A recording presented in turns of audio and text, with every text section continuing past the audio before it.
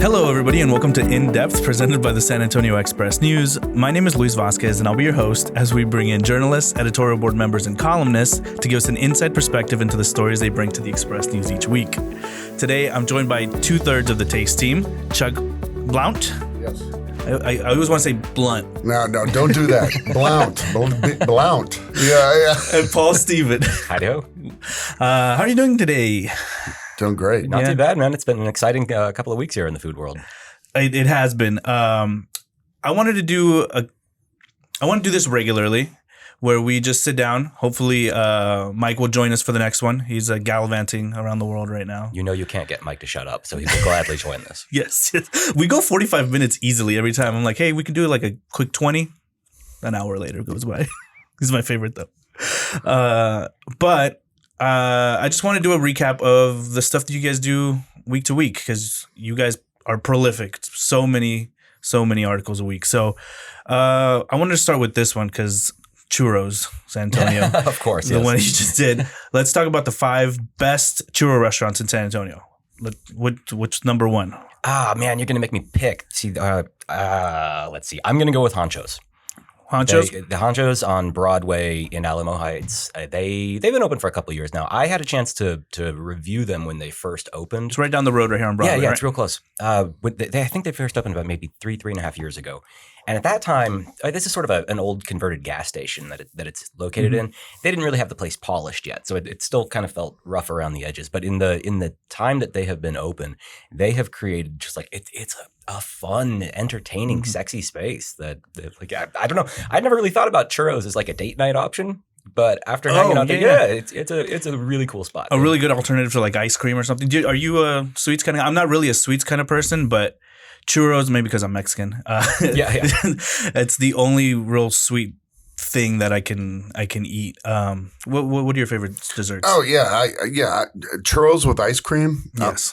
Sign me up. Yeah, I'm all in. I'm all in for it and everything like that. I don't like really particularly the dry churro that isn't hot. But I have, based on Paul's reporting, I have lots of options to go test out some different places for sure. Well, one of the qualifying factors for this story is, as Chuck was mentioning, the places where they are prepared in advance and put out in a display case. All of these prepared their churros fried fresh to order. That's the only way to have it warm is the only way to have a churro, in my opinion. Not just warm, but like right out of the oil. I don't want it under a heat lamp. That grease gets all nasty after a while. So that's awesome. And you know what one of the really tragic things is about churros is so many people, they're probably their first and only experience with churros was like getting them at Taco Bell. And like they're horrible. Yeah, and they've been sitting there. They're cold, probably. They're absolutely horrible. Now they are not the best churros in town by far, but I do give kudos to Costco of all places. They kind of normalized churros around most of the country. Yeah. There are people. If you grew up in Minnesota, if you grew up in Maine, churros aren't part of your culture there, but Costco is there, and they have it there. They've had churros on their menu for a long time in their food court. So that's for a lot of people, that's their first and only taste of what a churro is. So good work on them for spreading the gospel. The only one I've gone to was that you mentioned was the one over there closer to Bandera. I love churros in Leon Valley. That is a gorgeous space. Mm-hmm. That's a really fun one. Really unique churros too. They are incredibly light, just almost nothing there to them once you get past the crunch. Just beautiful, delicate, well done stuff. I don't know why it is, but I really don't like sweets usually. But churros is the only thing that, with caramel, and I usually hate caramel. I'm more of a savory kind of guy. Give me like a pickle or some beef jerky as a snack. But yeah, churros with some are the only. I don't. Maybe it's a kid thing because I enjoyed them when I was a child, I guess. As much as I like churros, I am a Southern boy now. So lemon meringue pie is the one true dessert in my book. But I will eat anything. We've talked about that before. Yeah, probably so. Yep. Yes. Another article I really want to talk to you guys about was Chuck's grilling with fruit, because it was incredible. Like, I'll let you talk about it. Well, yeah. I mean, the idea is you got your grill, you got your smoker, you got whatever it is you want, and you just don't think to add extra layers of flavor to it.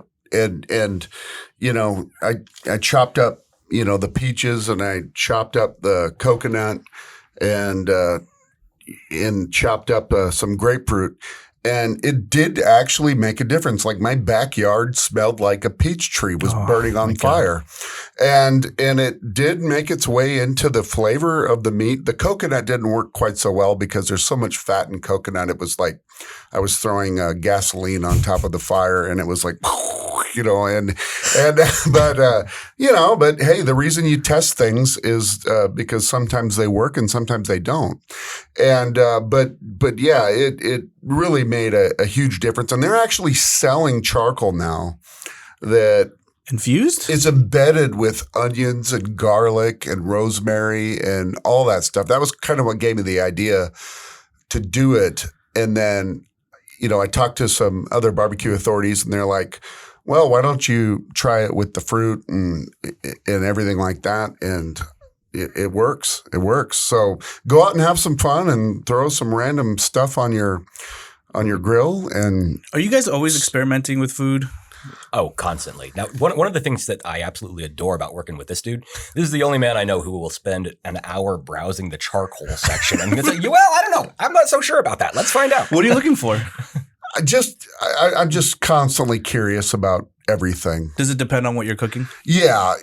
And then, you know, and then vice versa. Paul knows more about every international food market in the city and where to find things that I would never even think to find and things like that. So yeah, we all kind of have our own little interesting tidbits. And well, I mean, Chuck, you're known for the barbecue and stuff, and Paul, I've known you more for the recipes and stuff that you put out. I used to do a lot of recipe development. Yeah, a ton of them. They're great, and I think my mom has a bunch of yours snipped out and cut out.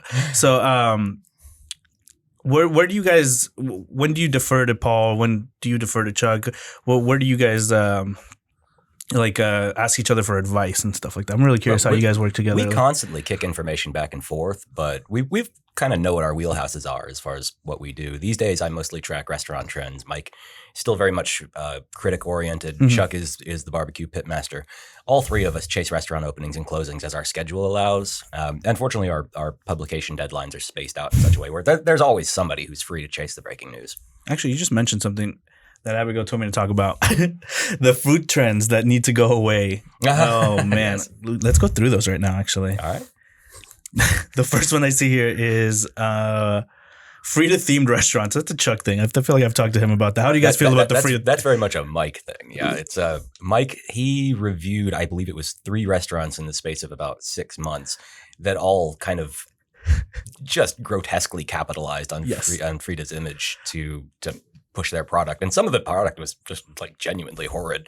So I liken it to the Selena trend. It's like music great, but it is over commercialized, and for sure, sometimes you just need to let it go. How do you feel about the Frida thing? I don't want to say a unibrow when I'm eating my enchiladas. Oh, come on now.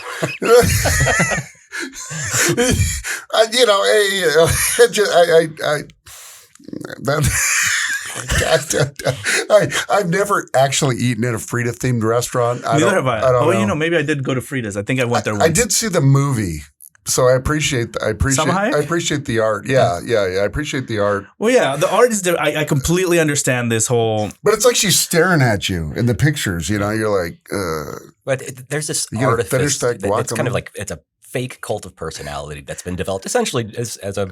And I think a lot of people use her inauthentically, just to slap her on there without actual reverence for her art or what. I am not a big fan of the word authentic. That can mean just about anything. It's a pretty much useless word. You will never see me put it in print, but as what you're saying there, yeah. Authentic and authenticity. I love talking about that because I always run across that in chilaquiles or in mole or something at my restaurant where people are like, oh, these aren't chilaquiles or this is authentic. Yeah. Authentic depends on like, what you had as a kid. Authentic to when? Yeah, exactly. My grandmother made this. This is authentic to me or whatever. I always, that's a conversation I have nonstop, especially with mole. There's like 20 different ingredients in mole, and every region of Mexico adds more or less of each ingredient. This tastes more like chocolate. This doesn't. And it's something I love talking about, actually. All three of us, Chuck, Mike, and myself, we're hardcore food nerds. We first and foremost love food and drink and all that. But we're also journalists, and we have a serious responsibility to be accurate in our reporting. And to use a word like authentic applies. It sort of suggests that this thing is okay and this thing is not okay. But who the heck am I to say the way you do your enchiladas here, that gets the green light, thumbs up, authentic. This one that's coming from the other side of Texas, not authentic. We don't have. Authenticity is it depends on it depends on the person. It's relative. It's not a word that can be used with any sort of journalistic accuracy in my book. So like if it can't be empirically calculated. Yeah. If you're the first person to make a grilled cheese sandwich in Alaska, did you just make an authentic Alaskan grilled cheese sandwich? Yeah. I don't know. No, I completely agree. It doesn't mean anything, and it's almost really annoying to have to talk about no, this is just why I make these this way, because migas and chilaquiles and the Tex-Mex chilaquiles, that's always been what's authentic, what's not. Well, anytime you drop that term too, you are also inviting, number one, being wrong, and really denigrating somebody else's truth. Exactly. And that's not our business. That's somebody else's business. Yeah, one thing we do when we write is we completely avoid using the word first or only. Oh yeah, those are deadly. Those are deadly words, and just as authentic as, because yes, Paul's right.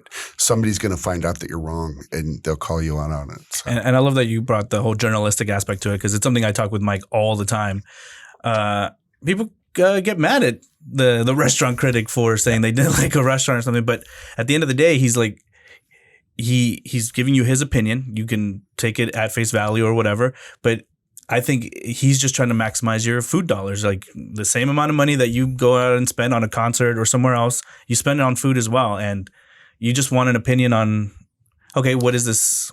A thing that I really love about Mike's approach to food criticism is that he's not measuring a product against a expected standard for that product. He is simply evaluating whether it's good, whether he likes it. Is it something that, again, that helping folks spend their dining dollars. When he first came here, he kind of explained his philosophy to me that people don't need help understanding how to spend $5. They need help understanding how to spend $500. Except that, your burger place is your burger place. But when it comes to a real kind of new, fancy, high-end place. Yeah, where you're going to go for your birthday and you're going to spend some money having a good time. Yeah, you're only going to have one or two meals like that a year. Exactly, yeah. For most people, yeah.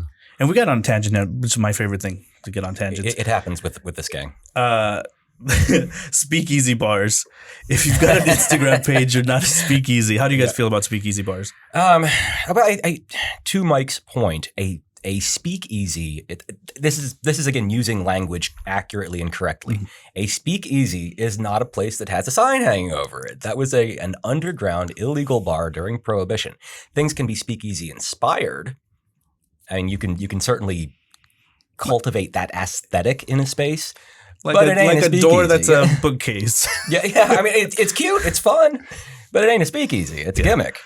There was one, the Green Lantern, where they had no sign for a really long time. All it was literally a green light, and that's how you knew. And it was underneath another restaurant. Yeah, one of my favorite bars in town, Bar 1919 down in the Blue Star. Yeah, of course. All they've got is a little red light over the door. There's no sign. And actually, I don't think they have an Instagram page. They might. I'm not sure. I haven't checked it out. I don't know either.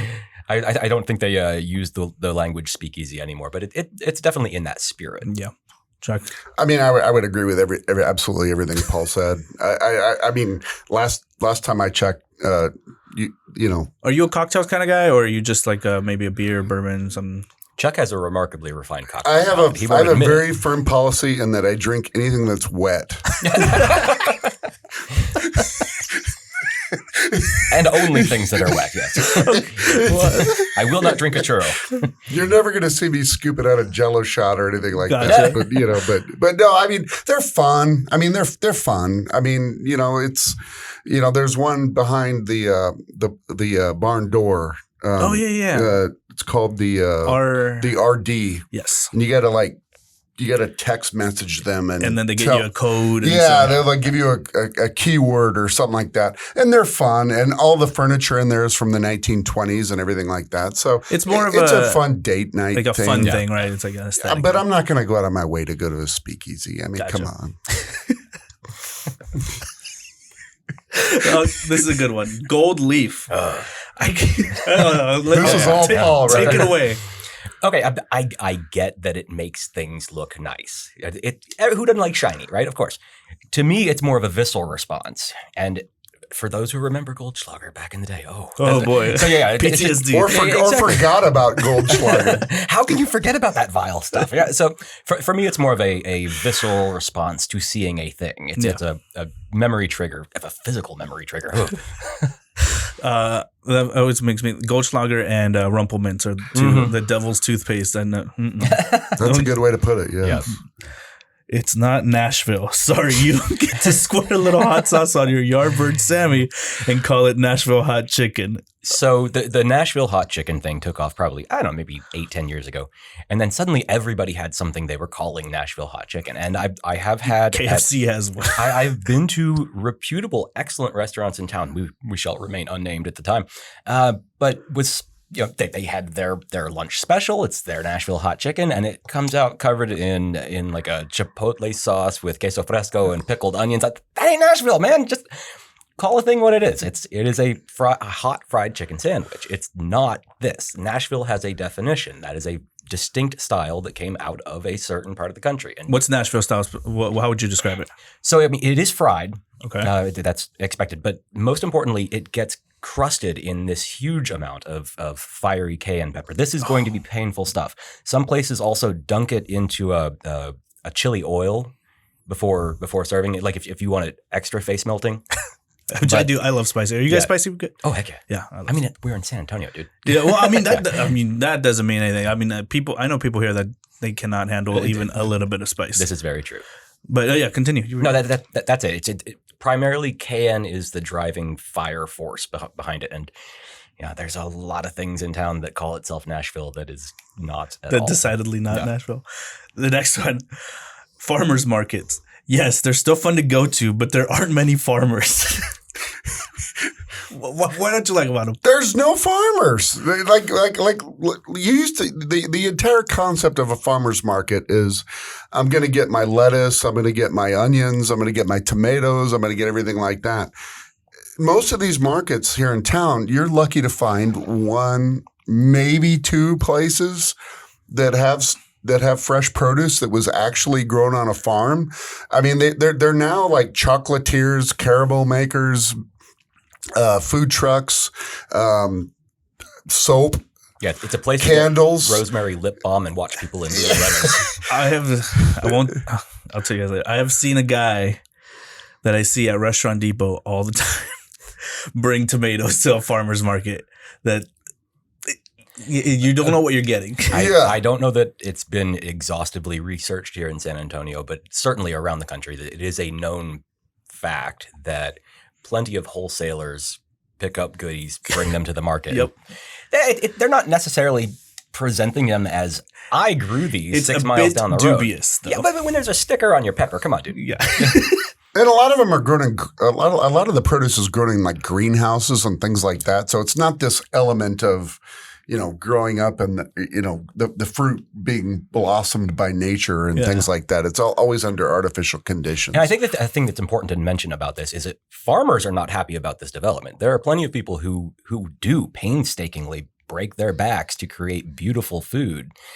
And the vehicles that they have to sell that product, these farmers markets, nobody's going there for them. Yeah. They've been overrun by other. Yeah. The next one's a good one. Bar games. You go to the neighborhood bar to socialize, relax, and watch the football game on TV. You do not go there to play a 4-foot game of Connect 4. What's your problem with games here? Come on. Chuck's just got a thing against Jenga. No, I mean, it's all so gimmicky, and it's like, how does that catch on? Like, how does that catch on to where, like, hey, I want to go out and have a beer or something like that.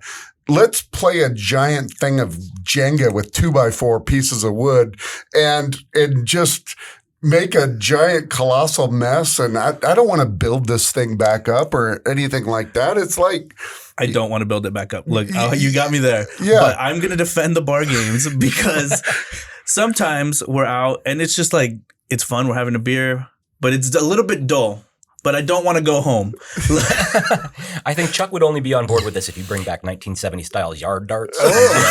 Yeah, if I could throw a yard dart at you, I'm all in.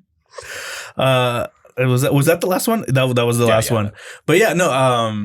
I'm gonna defend the bar games stuff because wait. Do you got a favorite game? Is it the Connect Four? I was just about to say, where does the line end? On the oversized games or what's? I mean, does darts count as a bar game? Does billiards? Darts and pool are they're safe. They're in another. They're grandfathered claused into the bar scene. Okay. It's these new hokey things that just need to go away.